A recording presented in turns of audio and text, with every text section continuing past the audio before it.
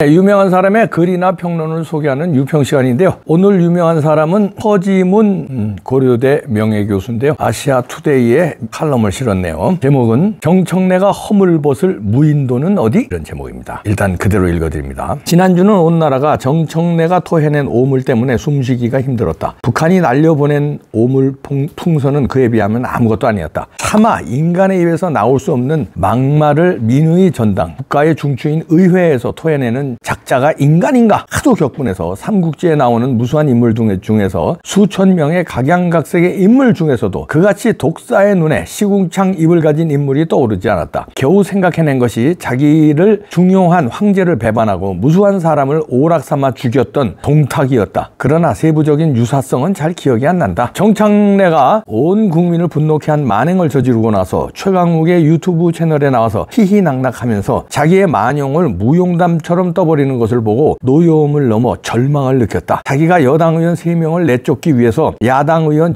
장경태와 짜고 그를 먼저 퇴장시키고 그 다음에 여당 의원들을 거리낌 없이 내쫓았다며 스스로 대견해야 하는 것이었다. 그는 자기의 횡포와 막말이 법사위원장의 자리를 차지한 자신의 정당한 권리라고 확신하는 모양이다. 그런 그가 버티고 있는 22대 국회는 검투사 경기장이 될 것이다.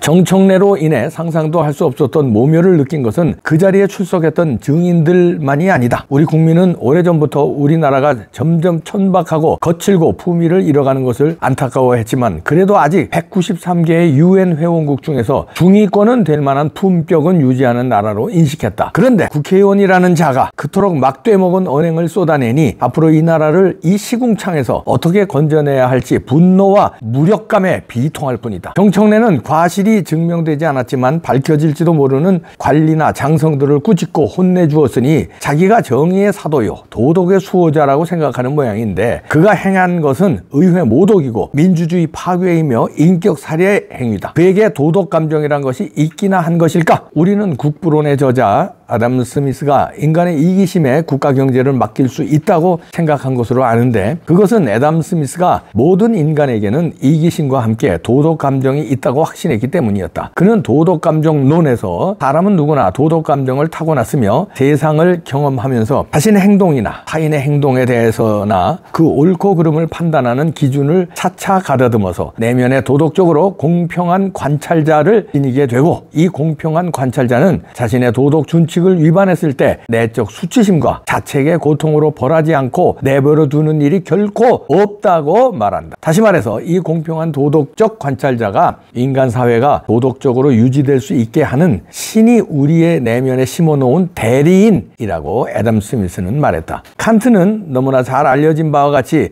우리는 우리의 행동 원칙이 우주의 모든 사람의 행동 원칙이 되어도 좋게끔 행동해야 한다고 말했다. 정청래에게 이번 법사위원회 해프닝은 공들여 기획한 이벤트였음이 분명하다. 그런데 그는 국격을 파괴하고 인간 존엄성을 모독하는 그 이벤트를 기획함에 있어서 법률에 기대어 자행할 수 있는 위원장의 권한의 극한점을 확인해 보았을 뿐 자신이나 동료 의원들에 대한 인격 존중의 의무 그리고 국민의 도덕과 예의의 감정은 생각조차 해보지 않은 것이 분명하다. 그는 자신의 행동에 대해 다른 사람들이 어떻게 느낄지 고려조차 하지 않았을 뿐 아니라 자신의 행동을 도덕적으로 평가하는 공평한 관찰자를 내부에 지니고 있지 않음이 분명하다. 22대 국회에는 그 같은 도덕 불감증의 인간이 미중유로 많은 것이 분명하니 정말 우리나라가 민주주의를 허울만이라도 유지할 수 있을까? 정이 태산이다. 우리나라는 지난 70년대, 80년대 동안에 수천 년의 가난과 압제와 부패의 질곡에서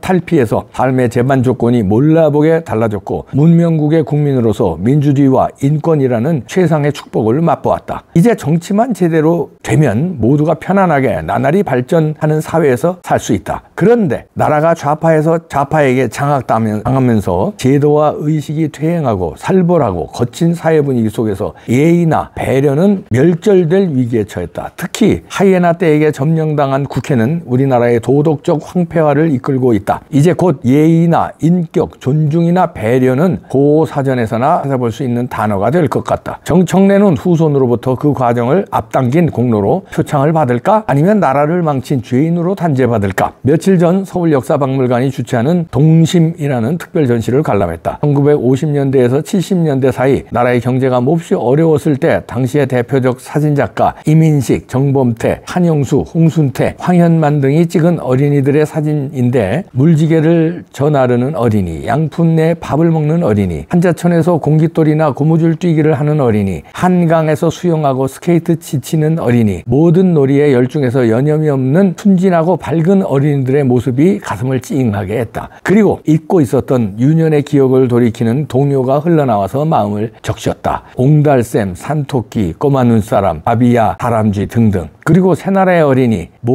우리 모두 어린 마음에 새나라의 어린이가 되려고 다짐했던 각오를 어찌 잊을 수 있겠는가. 새나라의 어린이는 일찍 일어납니다. 잠꾸러기 없는 나라, 우리나라 좋은 나라. 새나라의 어린이는 서로서로 돕습니다. 욕심쟁이 없는 나라, 우리나라 좋은 나라. 새나라의 어린이는 거짓말을 안 합니다. 서로 믿고 사는 나라, 우리나라 좋은 나라. 새나라의 어린이는 쌈을 하지 않습니다. 정답게 사는 나라, 우리나라 좋은 나라. 우리가 어릴 적부터 이토록 소중하게 가꾼 나라를 살벌한 횡포와 불신의 나라로 만들려는 인간은 무인도에서 1년간 자축하며 인간이 되기를 배워야 한다. 그의 동료 의원이 제안한 자세가 도움이 되지 않겠는가?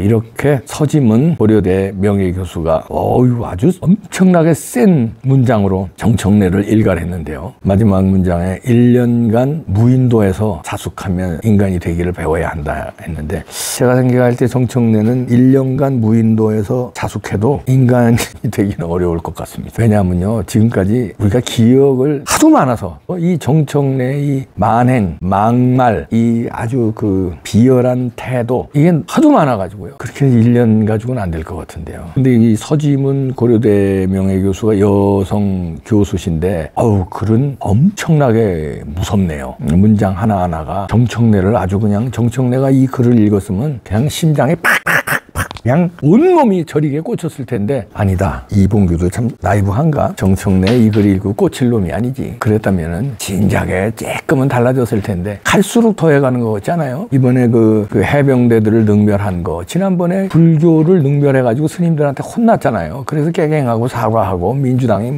달려가서 민주당 의원들이 그냥 조계사에서 머리 조아리고 법회하고 이랬는데, 이번에는요 사과도 안 하고 머리 꼿꼿이 쓰고 이렇게 유튜브 나가서 오히려 자기가 잘했다고 무용담처럼 얘기하잖아요. 그러니까 갈수록 악질이 돼가는 것 같아요. 요 정도 악질이었는데 점점 해가 갈수록 헌수를 더하면서, 그러니까 자기가 이제 무슨 짓을 해도 강북을에서는 당선된다. 그게 강북을에서 당선되는 게 아니라 나는 위대한 사람이기 때문에 강북을 주민들이 나를 선택한다. 이렇게 업그레이드가 되는 거예요. 나는 무슨 짓이든지 해도 강북을 주민이 나를 이뻐해 준다가 아니라 내가 위대한 사람이기 때문에 나는 무슨 짓이든지 해도 된다. 이렇게 막 과대망상, 착각 속에서 사는 거죠.